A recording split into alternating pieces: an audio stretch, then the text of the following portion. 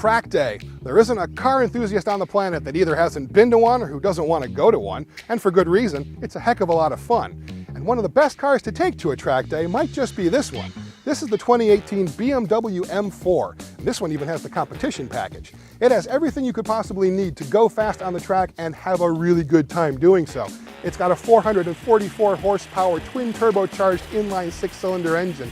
You've got 19-inch Michelin Super Sport tires. You've got a 7-speed dual clutch automatic transmission, rear wheel drive, adjustable everything. The thing goes 0 to 60 in 3.8 seconds according to BMW. There's only one problem. It costs $87,000. And we thought to ourselves, can you have as much fun on a track day for a little bit less money? Well, Ford answered our question. They sent us this. This is the 2018 Mustang GT with the Performance Pack 2. It has a lot of the same numbers as the BMW, except for one, it only costs $46,000. Now we've decided to have our own track day here at Gingerman Raceway in Western Michigan to see how the two of these compare out there. Now, despite the price difference, these two really aren't as different as you might think. They both weigh about the same. They both have a super powerful engine. In the case of the Mustang, it's a 460 horsepower naturally aspirated 5-liter V8. You've got a 6-speed manual transmission, and the tires on this thing are Michelin Sport Cup 2 tires. These are basically racing tires with a minimal groove. You don't really want to drive them in the wet. But here at the dry track, it should be a lot of fun. The Performance Pack 2 really does change how the Mustang feels. Performance Pack 1 is still decent. I mean, you've got the thicker stabilizer bars, you got a different shock tune, you got a different tune to the MagneRide as well. But for Performance Pack 2, all of that gets amped up even more, and it totally transforms how the Mustang GT feels. It is so much lighter than the last one. Not in terms of actual pounds, but how the front end responds when you turn into a corner. It is so much more direct. It is so much more linear. There's a lot of feedback as well. It's progressive. It's really quite good. It reminds me a lot of the Camaro SS1LE package, which, honestly, the Performance Pack 2 was designed to fight. The grip from these tires is really quite fantastic. You're rolling on Michelin Pilot Sport Cup 2s. The Sport Cup 2s are basically racing tires. They have a little bit of a groove to them, but really not much. So they're slicks. And when you get them hot, the width of these things really helps this Mustang stick to whatever track you've taken it on. And listen to this noise. That is pure American glory, friends. It doesn't sound any better than that. Want to hear it again? I want to hear it again.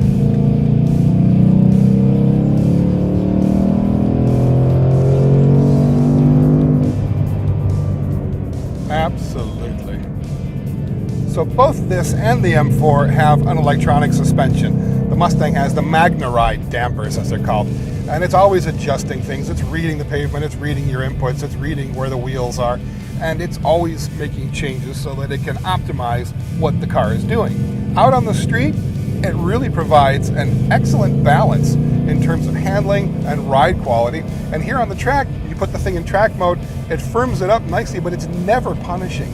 Even in the firmest mode, it's really not a penalty box at all. It's still very supple, it's still really well damped. You don't have to basically go to the bathroom every time you get out of the thing because it's punched your kidneys for the last 10 miles.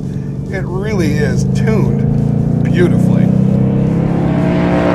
One of the M4's biggest differences from the Mustang is the amount of adjustability and customization you have with all of the settings in here.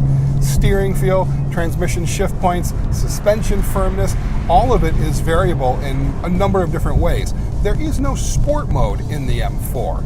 You've got a bunch of different variables that you could program into your own custom sport mode.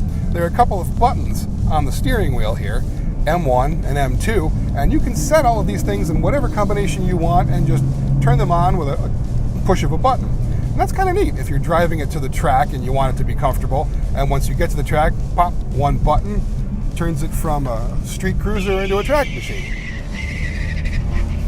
The problem I have with the M4 is that there's, I think, too much electronic wizardry happening between you and the machine itself.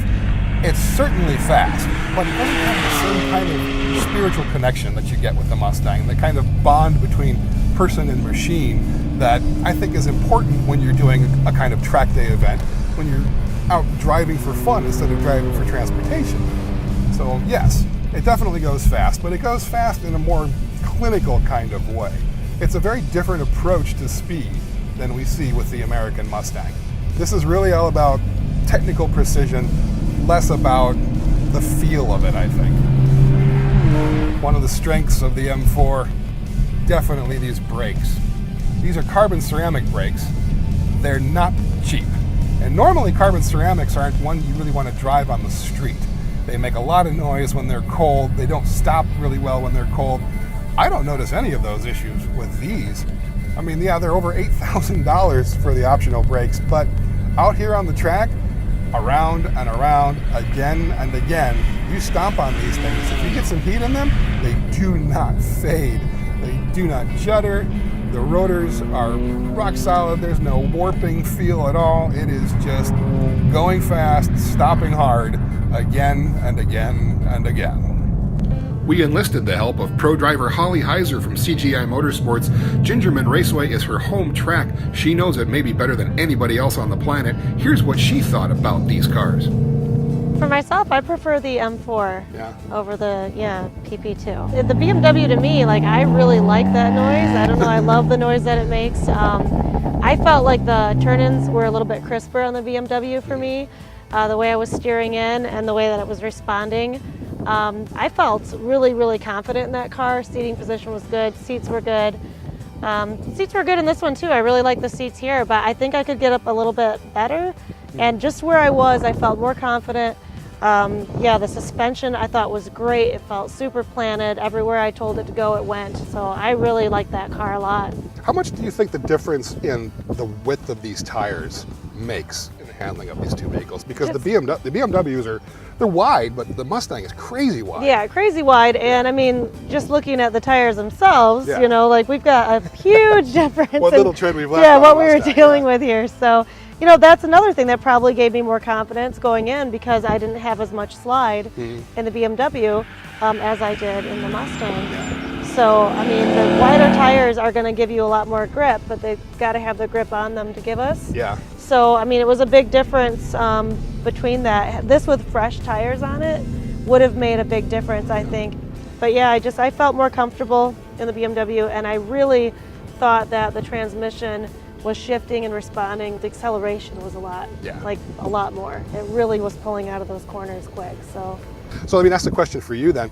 Is this $40,000 more fun than that is? From the laps that I took, no, not $40,000 more. That's a big gap. Yeah, that's a huge gap. Yeah. I mean, if I've got $40,000, I'd rather, you know, buy the Mustang and put a little bit of money into it to even make it, you know, better for my driving style. So this comes in at 46 grand, which is, I think, frankly, a screaming deal for what this thing can do. It's a definite bargain. Neither one of these is lacking for power. I mean, you got a 460 horsepower V8 versus a 444 horsepower straight six. So coming out of corners, you put your foot down. If you're in the right gear, there's no problem at all. Yeah, it goes. It definitely goes. And in the BMW too, when you really get out, it knows what gear to be in, and it goes really, really well. So I liked it both. I prefer the exhaust note on the M4 just because I really like the way that it growls. I always likened it to a tiger cub instead of an actual tiger. Yeah. So it's got a little bit more of a tiger cub roar than an actual tiger, but I like that. It sounds fast, and it is. It pulls out really well. Yeah, but you can't top the roar of the Mustang. The thing just bellows off the hills when you put it in track mode. There's so much noise coming out of this, but it's kind of appropriate for it. I mean, it certainly doesn't sound like a horse, but it's just this guttural bass note. Yeah, American muscle, like the sound coming out. This one is louder. That one I think is a little bit higher pitched, but still has that growl that I like. I didn't find this one as appealing. To me, this sounds like a tractor. I mean, I understand it's making a lot of very precise, very technical noise to it, but this, to me, it has to have some kind of spirit. That's really the thing that I object most to about the M4. It's fast, it's fun to drive, but there's no there's no spirit to it. You know, it's a go fast machine. It's a machine designed by the Germans to actually do one thing, that is go fast. And you can go very fast in it. But to me, this goes fast, and it has a lot of soul to it, a lot of character to it as well. And the fact that you could buy almost 2 of them for the price of the M4, this I would give the nod to the Mustang in this heads up. Yeah, I think I would too, just based on price alone, actually, because it's still a great car, but that price difference is too big. Yeah. Yeah.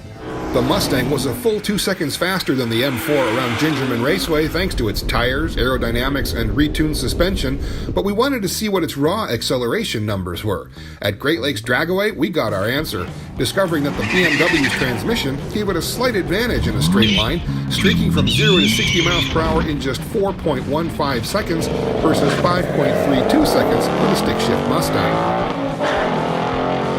We totaled up all our scores, we consulted our hired pro driver, and at the end of the day, we discovered that the Mustang actually came out on top in this challenge, which just kind of goes to show us that you really don't have to spend a huge amount of money to get a super capable brand new track car. Although, honestly, it does help to spend a big amount of money. If you'd like to see how the 2 of these stacked up and more head-to-head challenges, go visit us at cars.com.